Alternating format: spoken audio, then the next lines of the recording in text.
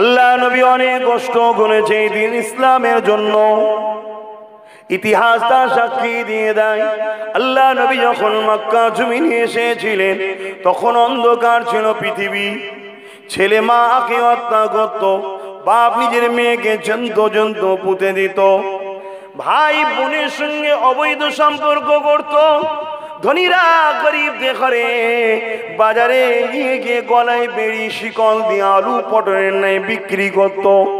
অন্য অন্য জায়গা ধনীরা এসে তাদেরকে খরিদ করে নিয়ে যেত। গরিবের কন্যাগুলোকে রাখেল বানিয়ে রাখা হতো। গরিবের সন্তানগুলোকে জমি চাষ করার জন্য যেমন গরুকে ব্যবহার করা হয়, ওইভাবে গরিবের ঘরের ছেলেগুলোকে ব্যবহার করা হতো। এক কথায় জমিনের উপরে মানুষগুলো মানুষ রাতে পশুতে হয়ে গিয়েছিল। এই মানুষগুলোকে নাই শান্তি ইসলামের রাস্তা দেখাবে বলে আল্লাহ পাক দয়া করে সর্বকালের সর্বশ্রেষ্ঠ মহান নেতা নবীদের নবী রাসূলদের রাসূল রাহমাতাল লিল আলামিনকে দুনিয়া জমিনে পাঠিয়ে দিলেন। আল্লাহ নবী দুনিয়া জমিনে এসে 40 বছর যখন বয়স হলো, আল্লাহ পাক আওয়াজ দিয়ে দিলেন, হাবিব যে ডিউটির জন্য পাঠানো হয়েছে কাজ শুরু করুন। সব জায়গায় মাথা গরম করা ভালো নয়, একটু ভেবে ভেবে পা ফেলা দরকার যে হাই রে, আমি দুনিয়া কিনতে গিয়ে জাহান্নাম কিনে ফেললাম না তো? দুনিয়ায় একটু লাফালাফি করতে গিয়ে মাচান ভেঙে জাহান্নামে পড়ে গেলাম না তো? দুনিয়ায় একটুখানি মস্তানি করতে গিয়ে ঠিকানাটা জাহান্নামে হয়ে গেল না তো? এই অঙ্কটা একটু করা দরকার। আজ ইসলাম কি জিনিস, কোরআন কি জিনিস, শরিয়াত কি জিনিস, এটা বাংলার মানুষ জানতো না। ইতিহাস বলছি বাপ, এই বাংলার মানুষ দিন পেয়েছে 19-বিংশ শতাব্দীর উলিল আমর আহলে রসুল মুজাদ্দিদুজ্জামান সৈয়দনা আবু বকর সিদ্দিক আল কুরাইশি ফুরফুরাবি দাদা হুজুর রহমাতুল্লাহ আলাইহির ওসিলায়। জোরে বলুন সুবহানাল্লাহ। এটা আপনাকে মানতে হবে ইতিহাস। এটা যদি আমি আপনাকে বলি যে দেশ ব্রিটিশদের হাতে 298 বছর ছিল বা 198 বছর ছিল, সরি 198-200 বছর ছিল, ব্রিটিশরা এদেশকে গোলাম বানিয়ে রেখেছিল। তারপরে এদেশের মহামনীষীরা রক্ত দিয়ে, জান দিয়ে, মাল দিয়ে, বুদ্ধি দিয়ে, পরিবার স্বজন হারা হয়ে এ দেশকে স্বাধীন করে আমাদের কাছে দিয়ে গেছে। এটা যদি কেউ অস্বীকার করে সে কি ভালো নাগরিক? সে যদি বলে সব বাজে কথা, এসব মানি না আমি, তাকে যদি প্রশাসন জানে তাকে আইনের আওতায় আনা হবে না? হবে না। ওর থেকেও ডবল শাস্তি তোমার আখেরাতে হবে তুমি যদি সত্য ইতিহাসকে অস্বীকার করো। এই ভারতবর্ষের জমিনে কোন নবী, আমার দয়ার নবী, কখনো সশরীরে দুনিয়াবি জিন্দেগিতে এই ভারতের জমিনে দিন প্রচারের জন্য পা দেয়নি। এই ভারতের জমিনে পা দিয়েছে নবী বংশের উজ্জ্বল নক্ষত্র ইমামে হাসান হুজুরের আওলাদ, ইমামে হোসাইন হুজুরের বংশের আওলাদ হযরতে সুলতান হিন্দ গরিবে নওয়াজ খাজা মুঈনুদ্দিন আজমিরি সঞ্জালি আতায়ে রসুলের দ্বারা ভারতের মানুষ দিন পেয়েছে। জোরে বলুন সুবহানাল্লাহ। পূর্ব ভারতে এই ব্যাপকভাবে ইসলামের আলোটা মুজাদ্দিদ জামান দাদা হুজুরের ওসিলায় আল্লাহ করিয়েছেন। কেন? এখানের মানুষ বাংলা বোঝে, আরবি কিতাব, ফার্সি কিতাব মানুষের বুঝে আসছে না। কারামত আলী জনপুরি সাহেব দাদা হুজুরের আগে এসেছিলেন, যতক্ষণ তিনি দার্স দিয়েছেন, শিক্ষা দিয়েছেন, ততক্ষণ তিনার সঙ্গে মানুষ জুড়ে ছিল, ভালো লাইনে ছিল। চলে যাবার পরে কোনো কিতাব না থাকার জন্য, শিক্ষা প্রতিষ্ঠান না থাকার জন্য, আলেম উলামা না থাকার জন্য আবার অন্ধকারের দিকে মানুষ হু করে চলে গেল। ঠিক এই বাংলাকে, উপর বাংলা, পূর্ব ভারতকে শিরক, বেদাত, বেশরিয়াতি, জাহান্নামের রাস্তা থেকে মুক্ত করে জান্নাতের রাস্তার আলো ফুটিয়েছেন আমার আল্লাহর দয়ায় যিনি এসেছিলেন ঊনবিংশ বিংশ শতাব্দীর উলিল আমর দাদা হুজুর, যিনি প্রচেষ্টা করে একটা নয়, দুটো নয়, তিনটে নয়, 2,500 থেকে 3,000 বড় বড় আরবি গ্রন্থকে মানুষের সুবিধার জন্য আরবি টু বাংলা করে মানুষকে তুলে দিয়েছে, যাতে আম মানুষ বইটা কিনে নিজের ধর্মটাকে আরবি না পড়তে পারলে বাংলাটাও একটু পড়ুক। কত ভাই? 2,500 থেকে 3,000 কিতাব। সেই ঋণটা আজকে ভুলে যাচ্ছে। তার একটা ছেলে যদি আপনার নজরে খারাপ লাগে, তাকে বাদ দিন, তার জলসায় আসবেন না, তার কথা শুনবেন না, আপনার বুকে খোদার গজব হবে না। তা বলে আপনি দাদা হুজুরের সিলসিলাকে মেটাবার ষড়যন্ত্র করছেন। আপনি এমন এমন কাফের বেঈমান বক্তাদেরকে পছন্দ করছেন, যারা কিনা রাসূলের শান নূরটাকে অস্বীকার করে, রাসূলের হায়াতটাকে অস্বীকার করে, নবীকে মরা ভাবে। আপনি শুধু নিজের দুনিয়ার রাজনীতির রুটি শাকার জন্য। হে বাংলার যুব সমাজ, এ জিন্দেগি থাকার থেকে মরে যাওয়াটাই ভালো। যদি আমরা আমার নবীর অপমানকারীকে নিজের গ্রামে ওয়েলকাম জানিয়ে বুকে নিতে পারি, এর থেকে বেঁচে থাকার থেকে মরে যাওয়াটাই ভালো। আমরা সব জায়গায় আপোষ করে নিতে পারি, চলো, কিন্তু আমার রাসূলের শানে গুস্তাখি, আমার নবীর পরিবারদের শানে গুস্তাখি, স্বয়ং আল্লাহ সম্বন্ধে আকীদা কি হওয়া দরকার? আল্লাহর হাত আছে, আল্লাহর পা আছে, আল্লাহর চোখ আছে, এই ধারণা করা মানে আল্লাহর সঙ্গে একটা বস্তুর শরীক করা, শিরক করা হচ্ছে। আজকে আমাদের ঘরে ছেলে সেই দাদা হুজুরের কে ছেড়ে দিয়ে আজকে কোথায় যাচ্ছে? দাদা হুজুর রহমাতুল্লাহ আলাইহি এই বাংলার মানুষের ঈমানের অস্তিত্ব নবীর সঙ্গে জুড়তে গিয়ে একটা নয়, দুটো নয়, 12,000 ছোট বড় শিক্ষা প্রতিষ্ঠান তৈরি করেছিল তোমাদেরই পূর্বপুরুষদের ঘরে নিয়ে। যুবকগুলোকে বলছি, তোমরা তখন নতুন, তোমরা না মাদ্রাসার দরজায় গেছো, আর না বই পড়েছো, মোবাইল খোলো, বক্তা দেখো। তাই অনুরোধ করে যাচ্ছি, প্রথমে এই কথাটা কেন বললাম আশা করছি সবাই বুঝতে পারছেন। বুঝতে করো বাকি নেই। এটা গণতান্ত্রিক দেশ, প্রত্যেকের বলার বাক স্বাধীনতা আছে, আছে না নাই? কিন্তু কারো ধর্মকে আঘাত দিয়ে নয়। প্রত্যেকের বলার বাক স্বাধীনতা আছে, কারণ আমি মিথ্যা ইলজাম দিয়ে নয়। প্রত্যেকের বলার বাক স্বাধীনতা আছে, কাউকে পার্সোনাল ব্যক্তিগতভাবে সে অন্যায় করেনি তারপরও তাকে অন্যায়ের আসামি বানানোর এই অধিকার কিন্তু কারো নাই।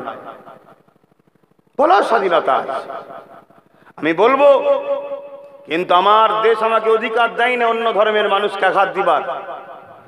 আর যদিও দেশ দিয়ে থাকতো, আমার মোহাম্মদ রসুল অধিকার দেয় না আমি বলবো না। কথা শেষ, কথা ঠিক না বেটা? কারণ আমাদের কাছে মোহাম্মদ রসুল আমাদের হচ্ছেন মডেল, উসওয়াতুন হাসানা, একমাত্র উত্তম মডেল মুহাম্মদ সাল্লাল্লাহু আলাইহি ওয়াসাল্লাম।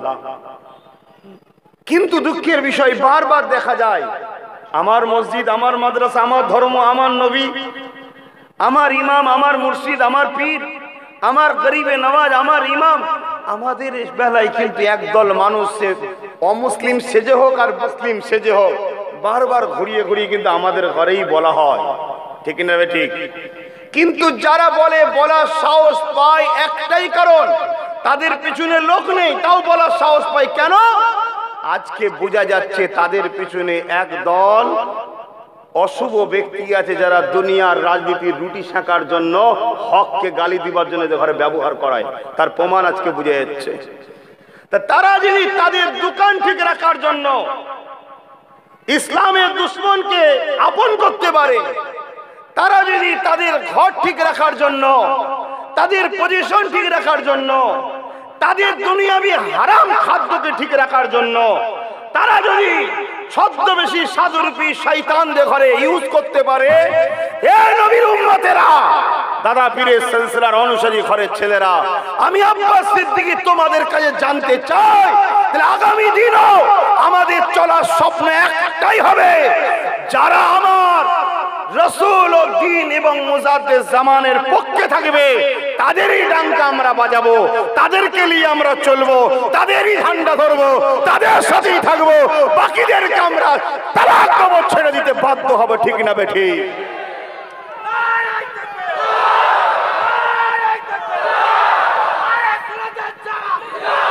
ভাইয়েরা আমার, খুব ঠান্ডা মাথায় বোঝেন, সে যদি হারামের জন্য এত শক্ত হতে পারে, আমি জান্নাতের জন্য শক্ত হব না কেন? আমার কথাটা কি বলা অন্যায় হচ্ছে? সে যদি শয়তানের জন্য এত মজবুত হতে পারে, আমি রহমানের জন্য কেন মজবুত হতে পারবো না? শুধু উদ্দেশ্য কি? আমার দুনিয়ার বেঈমান যেন খুশি থাকে, আমার দুনিয়ার বেঈমান যেন আমাকে ভালো বলে, আমার দুনিয়ার বেঈমান যেন আমাকে একটু পাতে সুরো বেশি দেয়। এই তো লড়াই। সেই লড়াইয়ের জায়গায় ছিল, আছে, থাকবে। কিন্তু তুমি লড়াইটা করতে করতে আমার মসজিদের আজানকে মিটাতে চাইছো, তুমি লড়াই করতে করতে আমার মাদ্রাসায় সন্ত্রাস দেখছো, তুমি লড়াই করতে করতে করতে আমার মাদ্রাসার শিক্ষা নিয়োগ বন্ধ করে দিচ্ছ, তুমি লড়াই করতে করতে করতে আমার মসজিদের আজানকে কেস করছো, তুমি লড়াই করতে করতে দাঁড়িয়ে থাকলে সে চাকরি পাবে না, তুমি লড়াই করতে করতে হিজাব পরে গেলে স্কুলে ঢুকতে দেবে না, তুমি লড়াই করতে করতে ওরে বাবা এক বেঈমানকে নিয়ে এসে দাদা হুজুরের সিলসিলার বিরুদ্ধে বলাবে। কিসের পাওয়ার তুমি দেখাচ্ছ? তোমার পিছনে একটা পাওয়ার আছে না? ওই পাওয়ারটা তুমি ব্যবহার করছো দ্বীন, ইসলাম, কোরআনের বিরুদ্ধে। তাহলে আমারও ইসলামের অনুসারীদের উচিত তোমার এই পাওয়ারের খাঁচাকে ভেঙে ফেলা দরকার। আমি একটু অন্য কাজে একটা ব্যস্ত আছি ভাই, অন্য একটা কাজে ব্যস্ত আছি, তাই ব্যস্ততার মধ্যে আছি, ব্যস্তর মধ্যে রাখার চেষ্টা করব। ব্যস্ত থেকে যেন আমাকে টেনে বার করবেন না, ভাববেন না যে মনে হয় গুহার মধ্যে ঢুকে গেছে, ভয়ে না, একটু আরাম নিচ্ছে। খাওয়া অনেক বেশি হলে কি করে? হ্যাঁ, একটু আরাম নিচ্ছে, দাঁড়ান। কিন্তু সে যে কাজ, যে অর্থাৎ যে খাদ্যে, যে কাজে ব্যস্ত আছে, সেই কাজ, সেই বুঝাবার জন্য বলছি, সেই কাজটাই তাকে ব্যস্ত রাখেন। আমার সঙ্গে আপনার পছন্দ নাও হতে পারে ভাই, আমার সঙ্গে আপনার পছন্দ নাও হতে পারে, আবার বলছি পছন্দ নাও হতে পারে। মানুষের পছন্দ অপছন্দ নিজের স্বাধীনতা, ঠিক না বেটি? কিন্তু অপছন্দ আব্বাস সিদ্দিকীকে তাবলের সিলসিলা এবং দ্বীন ইসলামের ক্ষতি হবে, এটা মেনে নেওয়া যায়? এই সামান্যটুকু কথা বললাম, বেজার হলেন? আমি সবাইকে জিজ্ঞেস করছি, যদি বেজার না হয় থাকেন, যারা দাঁড়িয়ে আছেন আপনারা বেজার, যারা দাঁড়িয়ে আছেন বেজার, যদি বেজার না হন বসুন। কেন? ভাগ করে লিয়া দরকার বাপ, ঠিক না বেঠিক গো? আল্লাহ কিয়ামতের দিন ভাগ করবে না, করবে না? দুনিয়াতেও ভাগ রাখা দরকার। সারা জীবন বেঈমান, মুনাফিক, গাদ্দার সঙ্গে মুখে মুখ করবে, আর কিয়ামতের দিন বলবে মুমিনের সাথে থাকবো। আমার কথা বাপ খারাপ লাগছে? আব্বাদের খারাপ লাগছে নাকি? বাপ নীতিতে মজবুত থাকা দরকার। তাতে আমার যেটা ভাল লাগে আমি সেটা করছি, তোমার ভালো লাগে তুমি করতে হবে না, আমি মানা করছি? আমি জোর করছি কাউকে? হায় হায় হায় হায়, যেদিন প্যান্ট পরতে পারতিস নি প্যান্ট পরালো মা, যেদিন খাবার কোনো তোর ক্ষমতা ছিল না সেদিন ইনকাম করে দিল বাপ। আজ যেই একটু বড় হয়ে গেছিস, বাপ বুড়ো হয়ে গেল, মা বুড়ি হয়ে গেল, আর একটা নতুন কুটুম আসতেই শ্বশুর আব্বাজান, শাউরি আম্মাজান। এ ছেলে ভালো না খারাপ? এই রকম ছেলে হবেন নাকি?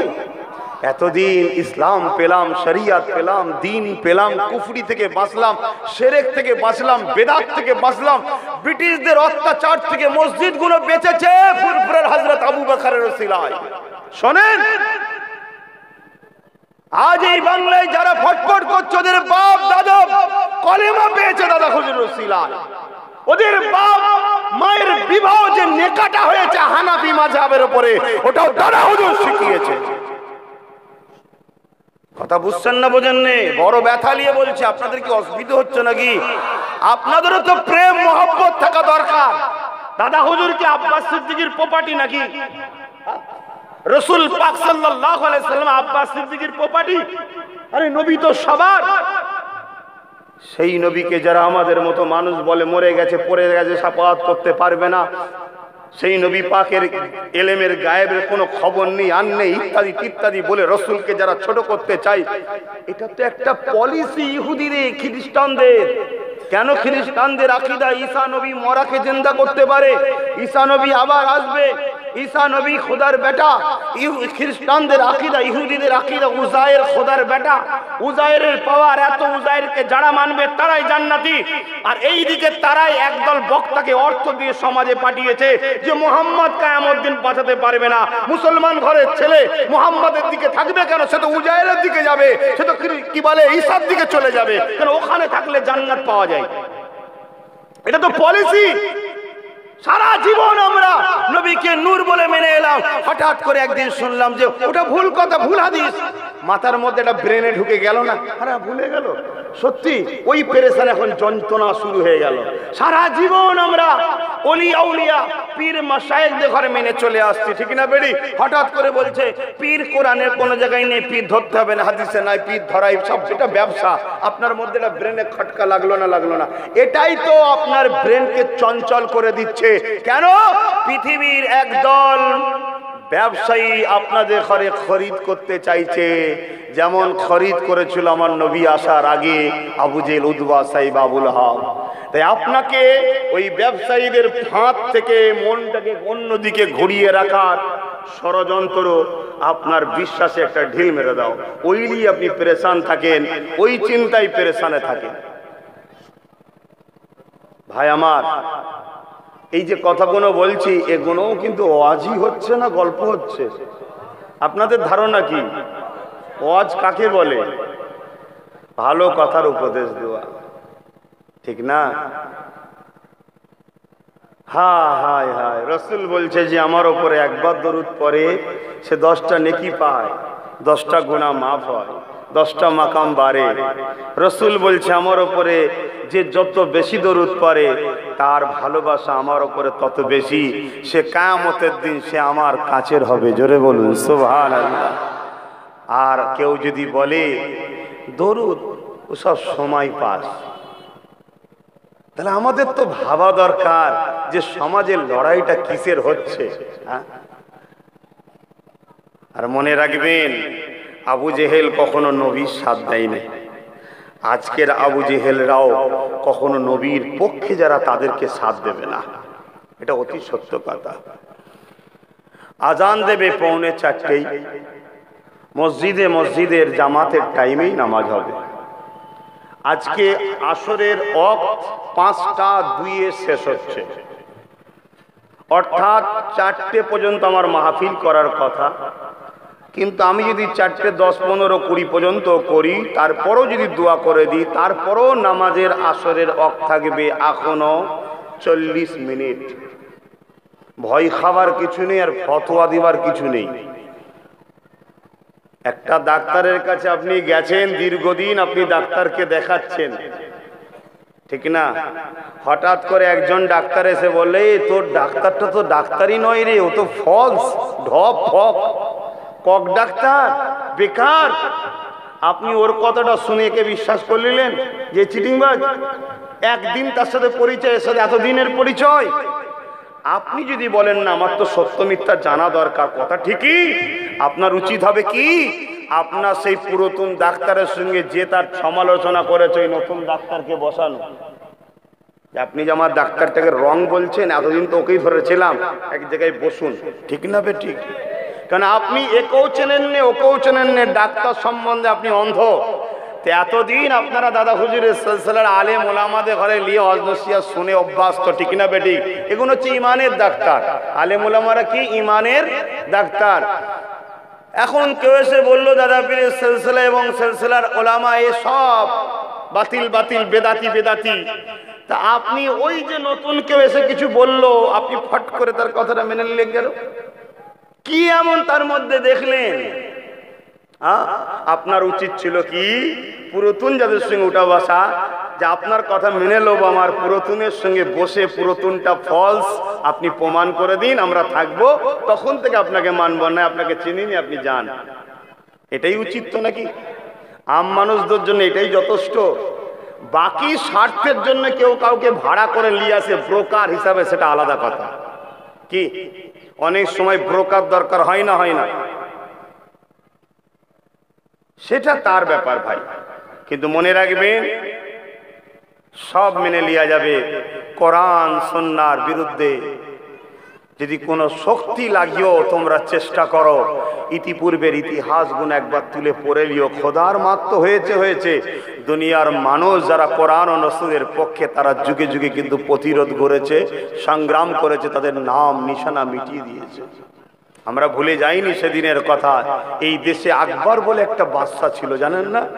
হতভাগা, আল্লাহ তাকে ক্ষমতা দিল, রাজা করে দিল ভারতের। হতভাগা রাজা হয়ে যে হঠাৎ করে কি ভূত চাপলো, দিনে এলাহি বার করে ফেললো কোরআনের বিরুদ্ধে। কিভাবে জানেন? একটু বলবো? সবাইকে জিজ্ঞেস করছি, বলবো? আপনারা মুরব্বীরা বেজার হচ্ছেন না তো? বাপেরা কথাগুলোকে বোঝেন। বাপ, আপনার সঙ্গে আমার ব্যক্তিগত কোনো আত্মীয়তা নাই, ব্যক্তিগত কোনো ঝগড়াও নাই। আপনার সঙ্গে আমার আত্মীয়তার বীজখানে আল্লাহ ও রাসূল আছে। আপনি যে আল্লাহর দাস, আমিও সে আল্লাহর দাস। আপনি যে আল্লাহর বান্দা, আমিও সে আল্লাহর বান্দা। আপনি যে নবীর উম্মত, আমিও সেই নবীর উম্মত। আপনার জন্য যে নবী আজও মদিনায় কাঁদছে, আমার জন্য তিনি কাঁদছে। তাই ইমানটা নিয়ে যদি যেতে পারি, ভুল যদি হয়েও যায়, আল্লাহর নবী বলছেন আমার শাফাত তারা পেয়ে যাবে। জোরে বলুন সুবহানাল্লাহ। ভুলের মাপ আছে, বেঈমানের মাপ নাই। হতভাগা আকবর দিনে এলাহি লিখালো। কাদেরকে লিখেছে ভাই? স্কুল মাস্টারদের ঘরে? কি গো মিডিয়ার ভাইরা, তোমাদের ঘরে ধরেছিল নাকি? কাদের ঘরে লিখিয়েছিল ভাই? বড় বড় আলেম, বড় বড় আলেম। ভাববেন আলেমরা? হ্যাঁ, ভাবার কিছু নেই। আমার যুবক ভাইয়েরা শোনেন, বাপেরা মায়েরা শোনেন, আম মানুষ ইসলামের ক্ষতি করতে পারে না, আম মানুষ নিজের ক্ষতি করে। মৌলী সাহেব যদি বিগড়ে যায়, ইসলামের ক্ষতি করে ফেলবে। আম মানুষ ইসলামের ক্ষতি করতে পারে না, ও নিজের ক্ষতি করে ফেলে। নামাজ ছেড়ে দেয়, রোজা ছেড়ে দেয়, বিড়ি খেয়ে ফেলে, গাঁজা খেয়ে ফেলে, বদমাশি করে ফেলে, নিজের ক্ষতি। আর মৌলী সাহেব যদি শয়তানের রাস্তায় চলে যায়, ও ফতোয়া দিয়ে দিয়ে দিয়ে দিয়ে পুরো সমাজের মধ্যে ফাটল তৈরি করে ফেলবে। পাশের বাংলাদেশে কি হচ্ছে দেখছেন না? রোজ মারপিট হচ্ছে, দেখছেন না? স্টেজের ওপরে এখানে মারপিট, ওখানে মারপিট, মসজিদের ভেতরে মারপিট। বাংলায় হয়? কেন হয় না?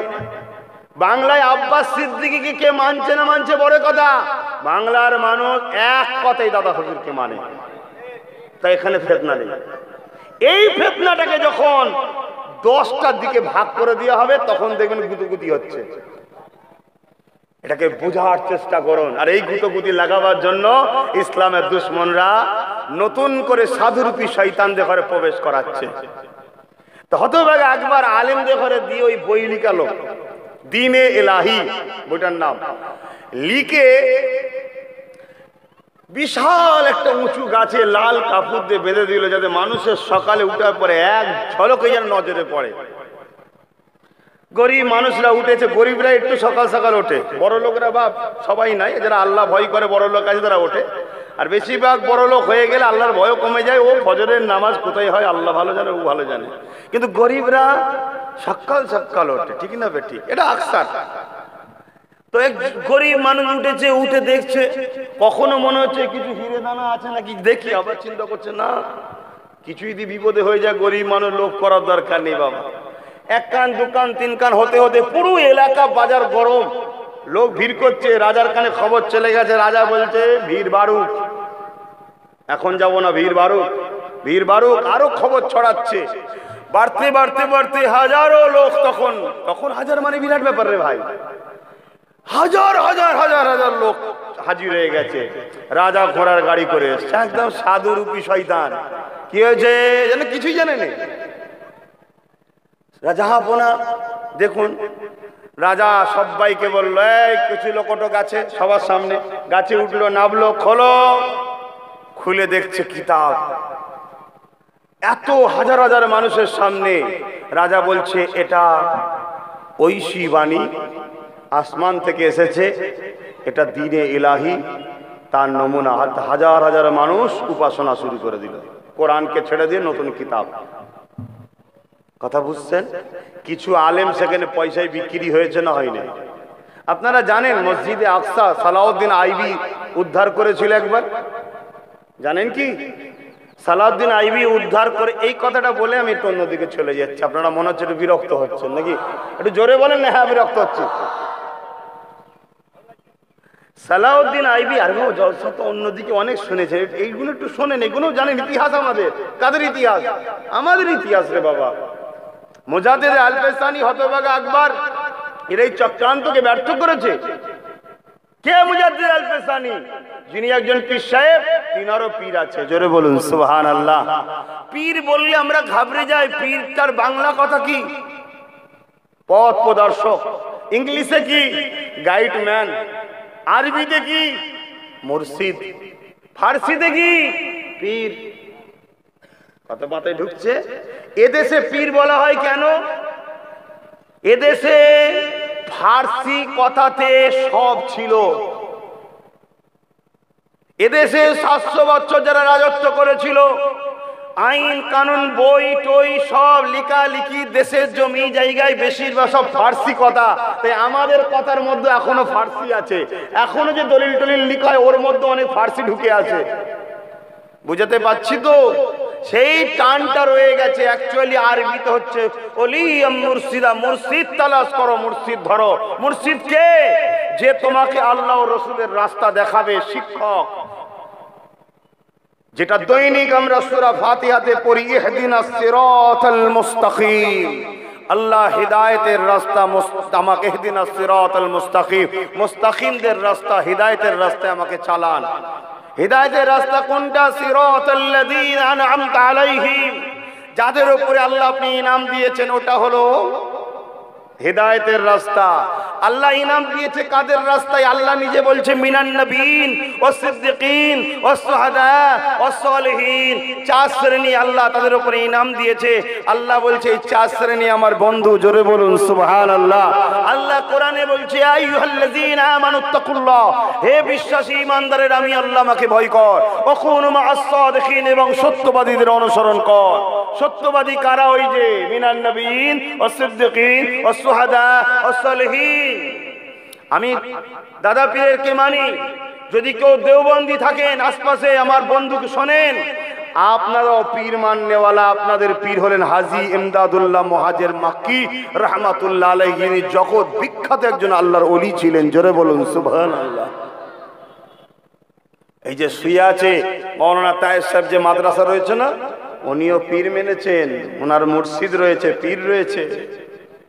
যদি কেউ তাবলীগ জামাতের থাকেন, শুনুন, আপনার সঙ্গে আমার জুজিয়াত কিছু মসলা সমস্যা থাকতে পারে, কিন্তু আকীদায় আপনার বাপ আমার বাপ আর দেওবন্দীদের 3 জনের বাপের মাথায় যে একজন বাপ থেকেছে, তিনি হলেন শাহ ওলিউল্লাহ মুহাদ্দিস দেহলভী রাহমাতুল্লাহ আলাইহি। জোরে বলুন সুবহানাল্লাহ। ভাইয়ে ভাইয়ে মতবিরোধ থাকতেই পারে আমাদের, কিছু জুজিয়া, কিন্তু মূলেতে আমাদের সবার বাপ এক জায়গায় গিয়ে ঠেকেছে। তুমি কাকে দুলা ভাই বলে ঘরে লিখে খাওয়াচ্ছ?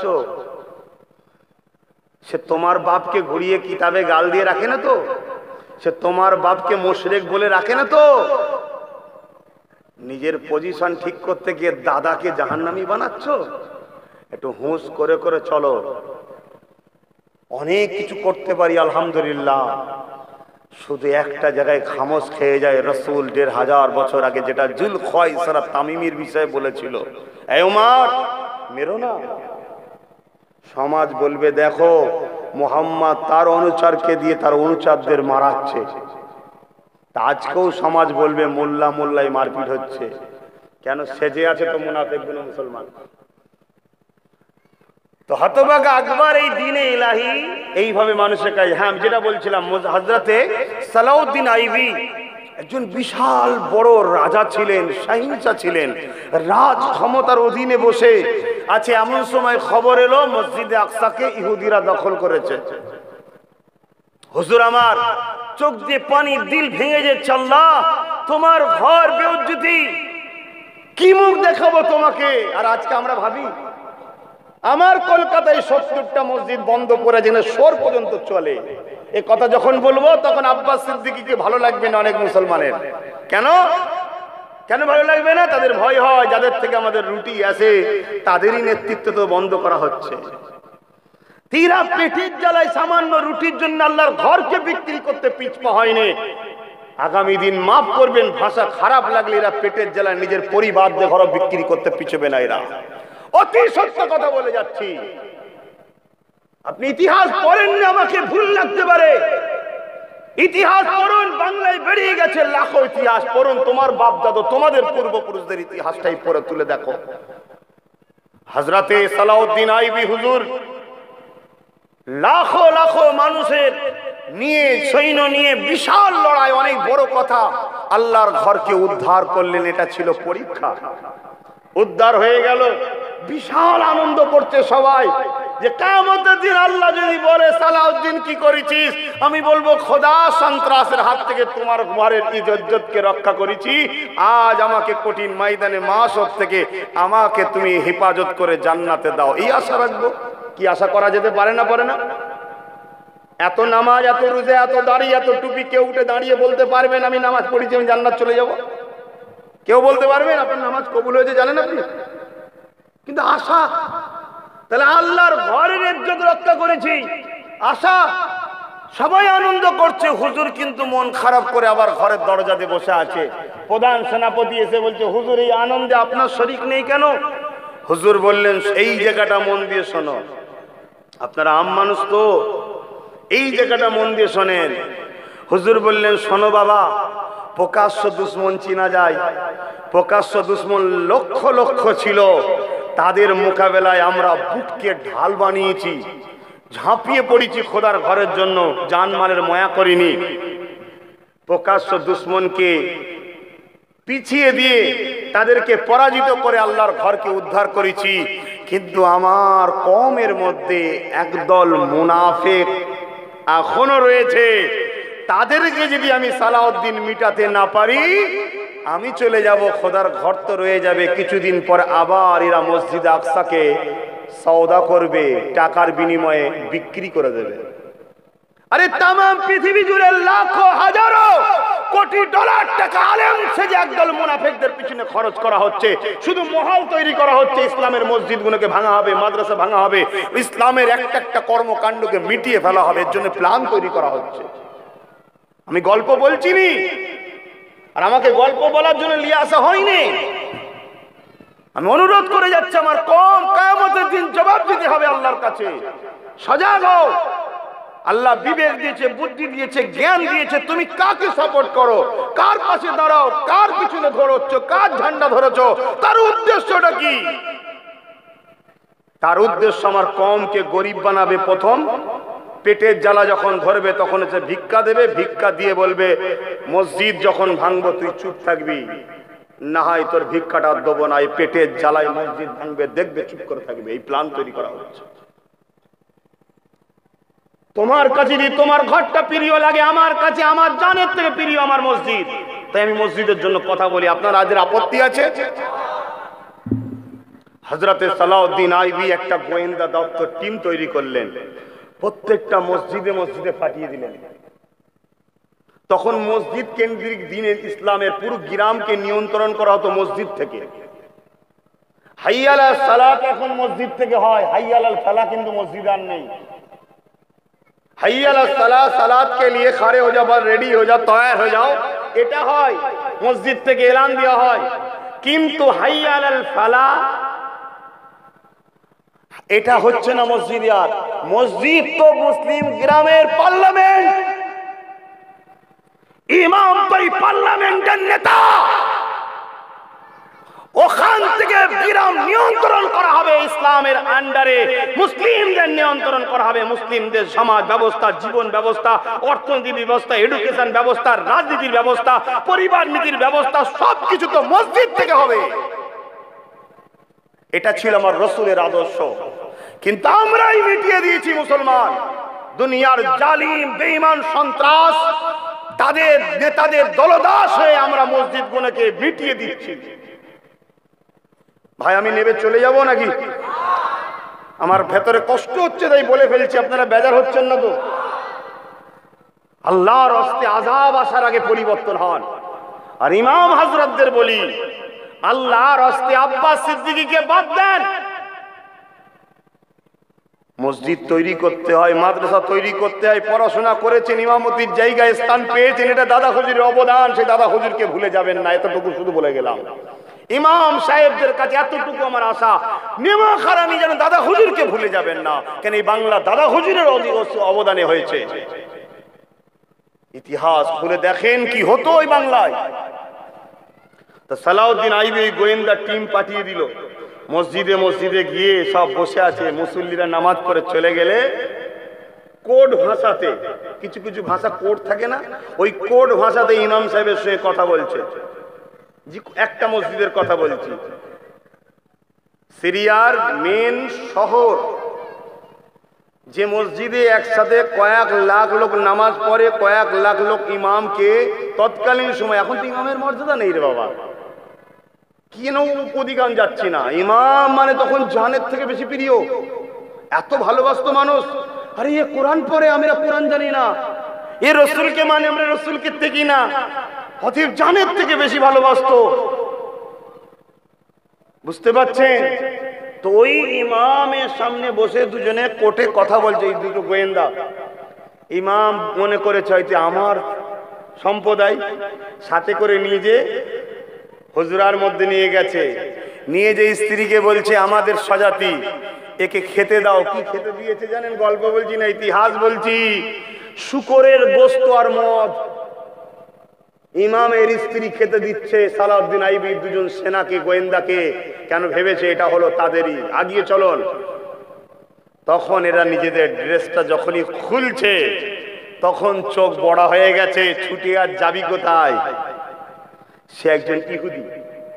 আজ থেকে 1-1.5 মাস কি 6-7 মাস আগে সোশ্যাল মিডিয়ায় ভাইরাল হচ্ছিল, ঢাকার একটা মসজিদের ইমাম 17 বছর ধরে সে ইমামতি করছে, ভেতরে ভেতরে খ্রিস্টান প্রচার করছে। আপনারা দেখেছেন কি কেউ জানি না, একজন কেউ দেখে থাকলে বলবেন। দেখুন, একজন সাক্ষী দিচ্ছে, আর কেউ দেখেছেন? জি, ইমাম সাহেব দেখেছে। দেখেন, এগুলো আমাদের ঘরের বাচ্চা, দাদা হুজুরের রুহানি বাচ্চা। এগুলো, এ বাচ্চাদের সন্দেহ করতে হবে না, কিন্তু এই বাচ্চাগুলোকে আপনাদেরও খেয়াল রাখা দরকার, এদের মাইনেকে বাড়ানো দরকার। আমরা ঈদ বকরা ঈদে 10,000 20,000 বাচ্চাদের পিছনে খরচ করতে পারি, কিন্তু দুঃখের সাথে বলতে হয় আমার কম, দেখ অন্যদিকে চলে যাবে। কিন্তু খেয়াল করুন, যারা আল্লাহর ঘরের দায়িত্ব নিয়ে রেখেছে তাদের ভবিষ্যতের সংসারটা করে ভাবা দরকার। আমাদের অনেক ভুল আছে সমাজে। তো ভাই আমার, হযরতে সালাউদ্দিন আইবি এইভাবে 3000, কত একটু সংখ্যাটা বলবেন সবাই, 3000 আলেম, মুফতি, টুপিওয়ালা, দাড়িওয়ালা, ইসলামের স্কলার, বক্তা, 3000কে সালাউদ্দিন আইবি কতল করেছে। করে যখন হুজুর বিছানায় শুয়ে আছে, বলছে আল্লাহ আপনি আমার সময়টা কেড়ে নিলেন, এখনো হাজার হাজার বাকি আছে, ওইগুলো যদি সময় দিতেন, একটু সাইজ করে দিয়ে যেতাম, তাহলে আজকে সংখ্যাটা বেড়েছে না কমেছে? তাহলে আমাদের ঘরে দুই দিক দিয়ে হামলা। এক, দাড়ি টুপি জুব্বা মুসলিমদের রহনুমা সেজে আমাদের আঘাত দিচ্ছে, ওলি আউলিয়াদের প্রেম, নবীর প্রেম, আল্লাহর প্রেমটা সরাচ্ছে আমাদের হৃদয় থেকে। আরে প্রেম আগে, নামাজ পড়ার আগে নামাজের প্রেম দরকার, রোজা রাখার আগে রোজার প্রেম দরকার, হজ করার আগে হজের প্রেম দরকার, কোরআন পড়ার আগে কোরআনের প্রেম দরকার। কোরআন পড়ে পায়ের উপরে রেখে দিয়ে চলে যাওয়ার থেকে ওই কোরআন থেকে উপরে তুলে রেখে দিয়ে তাকে চুমা দিয়ে রেখে দেওয়াটা মনে হয় ভালো ছিল বিয়াদবি করার থেকে। কেন? বিয়াদবি করলে ঈমান চলে যায়, না পড়লে সওয়াবটা পেল না। কথা বুঝছেন ভাই আমার? এই ফিতনা আজও চলছে সমাজে। তাই দাদা হুজুর পীর কেবলার এই বাংলাকে ক্ষতি করার চক্রান্ত করছে। আল্লাহ নবী অনেক কষ্ট করেছে। এই পর্যন্ত থাক, আর বেশি বলছি না। তবে আমাকে না বেশি আর বলতে হয়।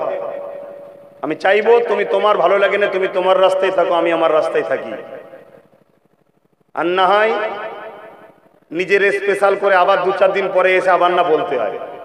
কথা বুঝছেন না? বোঝেন না? হ্যাঁ, তুমি তোমার রাস্তায় থাকো। আল্লাহ নবী অনেক কষ্ট করেছে এই দিন ইসলামের জন্য।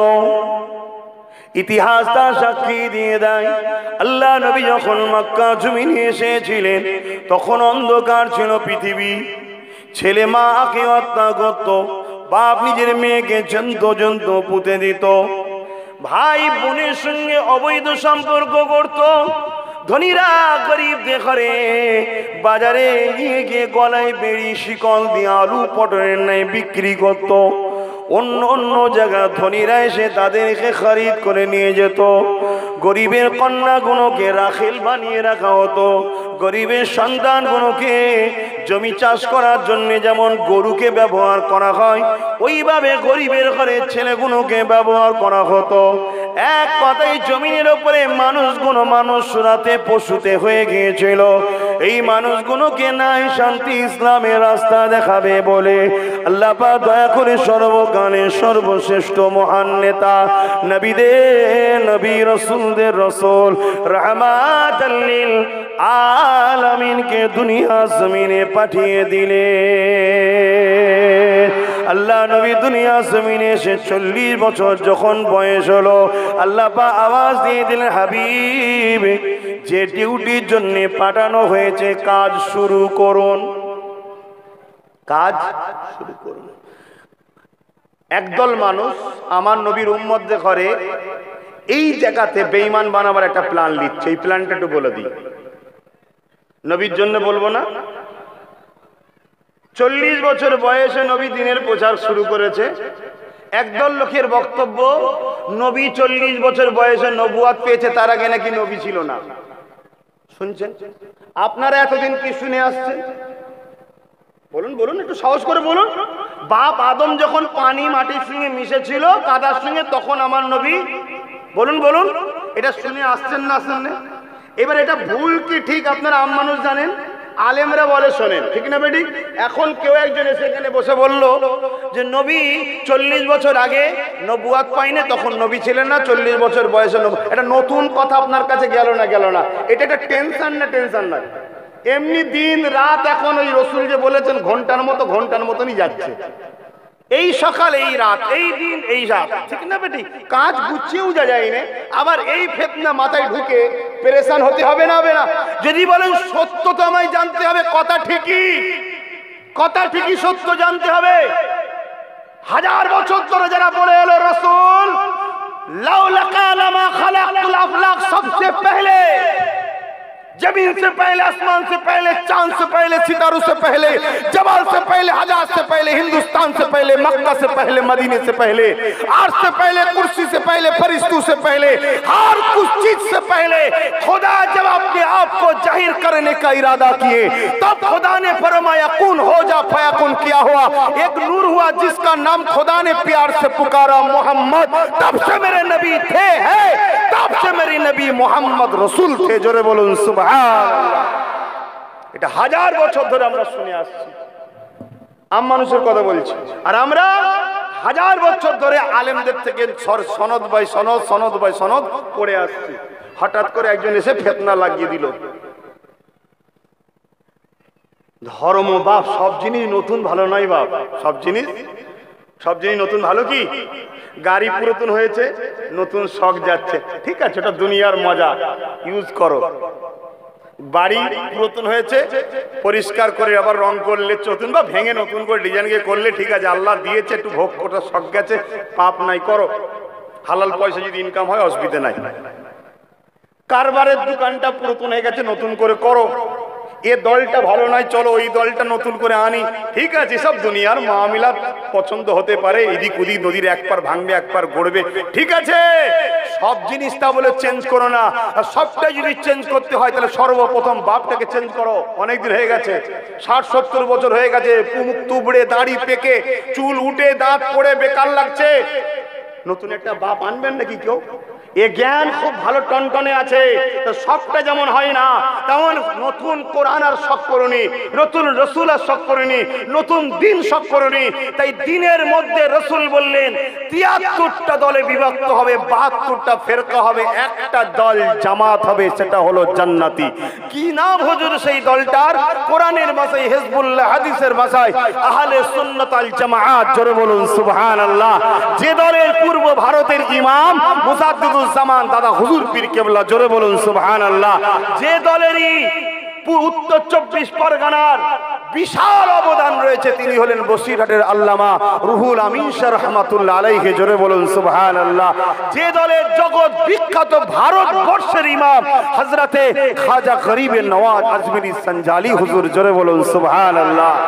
বাপ বুঝার চেষ্টা করুন, যে দলে পৃথিবীতে 4টে সব থেকে বড় টপ শিক্ষক আছে, 4 জন তাম পৃথিবীতে যে দলের মধ্যে 4টে টপ শিক্ষক আছে, একজনের নাম ইমাম আজম নোমান বিন সাবেত, আর একজনের নাম ইমাম আজম সাফি রহমাহুল্লাহ, আর একজনের নাম ইমামে আজম হাম্বালি রহমাহুল্লাহ, আর একজনের নাম ইমাম আজম ইমাম মালিক রহমতুল্লাহ আলাইহি। আপনি ভাববেন আমরা তো জানি ইমামে আজম আবু হানিফা, ইমামে আজম আবু হানিফা হলেন ওই 3 জনের কাছে ইমামে আজম, আমাদের কাছে 4 জনই ইমামে আজম। কথা কিছু বুঝতে পারছেন? ওই 3 জনের কাছে ইমামে আজম হচ্ছে ওনাদের ইমামে আজম, মানে ওনাদের 3 জনের থেকেও বড় ইমাম, আর আমাদের কাছে 4 জনই বড় ইমাম। আর 4 জনের দলের একটাই নাম, সেটা হলো আহলে সুন্নাত ওয়াল জামাত, জোরে বলুন সুবহানাল্লাহ। তাহলে 4 জন কি করেছে? 4 জন কি করেছে? কেউ নবীর কথা নিয়েছে, কেউ নবীর প্র্যাকটিক্যাল কাজ নিয়েছে, কেউ নবীর সাহাবারা করেছে, নবী দেখে চুপ ছিল ওইটা নিয়েছে। 4 জনই রসুলকে নিয়েছে, অন্য কাউকে লাইনে। সোনার যুবকেরা, হালকা বয়সে প্যান্ট শার্ট পরো, হালকা বয়সে গান শুনে ফেলছো, যাত্রা চলে যাচ্ছে কোনো গুনাহ। এই গুনাহ তুমি তওবা করলে মাফ হয়ে যাবে। কিন্তু সোনার যুবক ভাই আমার, বোন আমার, বাপ আমার, মা আমার, শুনে রেখে দেন, জেনে রেখে দেন, আল্লাহ কোরআনে জানিয়ে দিচ্ছে, হাবিব আমি কিয়ামতের দিন আপনাকে খুশি করব, এত খুশি করব, এত খুশি করব, যতক্ষণ পর্যন্ত আপনি না আসবেন খুশি হবেন, ততক্ষণ পর্যন্ত আপনার উম্মাত উম্মতিদেরকে জান্নাতি করব। এ যুবকের হযরত আবু হুরায়রা রাদিয়াল্লাহু তাআলা বলে, আমি আবু হুরায়রা বলে দিই, শুনে রেখে দাও, আমার নবী পাকের একটাও ঈমানদার উম্মত জাহান্নামে থাকবে না। যদিও কোনো কারণে ধরা পড়ে যায়, ওই নবীকে খুশি করার জন্য আল্লাহ পাক তাকে নবীর খাতিরে নাজাত দিয়ে দেবে। এ যুবকের আল্লাহ কোরআনে জানিয়ে দেয়, হাবিব আমি আপনাকে খুশি করব।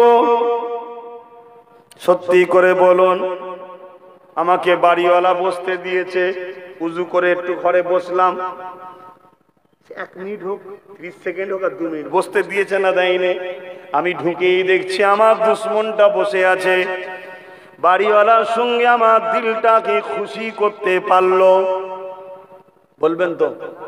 কেন আমার দুশ্মন যদি তোমার বন্ধু হয়, তাহলে আমি কি করে খুশি হই? হায় রে দুনিয়া, দুনিয়ায় যদি আমরা এটা করি, আমার আল্লাহ বলছে, হাবিব আমি তোমাকে সব থেকে বেশি ভালোবাসি, আমি তোমাকে খুশি করব, খুশি করব, খুশি করব। আর নবী যদি জান্নাতে ঢুকে দেখে একজন জান্নাতে বসে আছে, যে নবীকে 40 বছরের আগে নবুয়াত পাইনে মুসলমানই মনে করত না, নাউজুবিল্লাহ মিন জালে, বা নবীকে আমাদের মতো মানুষ মনে করে, বা শাফাত করতে পারবে না মনে করে, বা নবী পাকের ক্ষমতা নাই কোনো জায়গায় যেতে পারবে, তিনি তো মারা গেছে, সেই মানুষটাকে যে নবী জান্নাতের মধ্যে দেখে, বলুন তো আল্লাহ নবীকে কি খুশি করলো? নবী কি খুশি হবে? তাই আল্লাহ নিজে থেকে আগে থেকে বলে দিচ্ছে, হাবিব তুমি তো রহমাতাল লিল আলামিন, দুশ্মনকে দেখলেও তুমি খুশি হও, এটা নবীর খাস বৈশিষ্ট্য।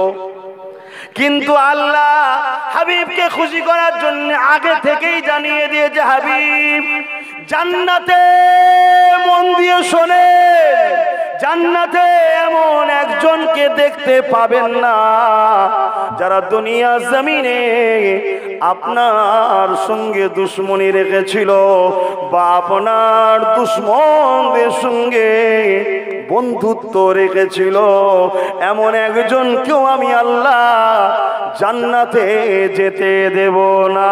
এ যুবক তওবা করো, হয় ওলি হয়ে যাও না ওলিদের সাথী হয়ে যাও। তাও যদি না হতে পারো, ওলির যিনি বন্ধু সাথী তার সঙ্গেও বন্ধু করো। নবী বলছে এই 3 শ্রেণী জান্নাতে যাবে।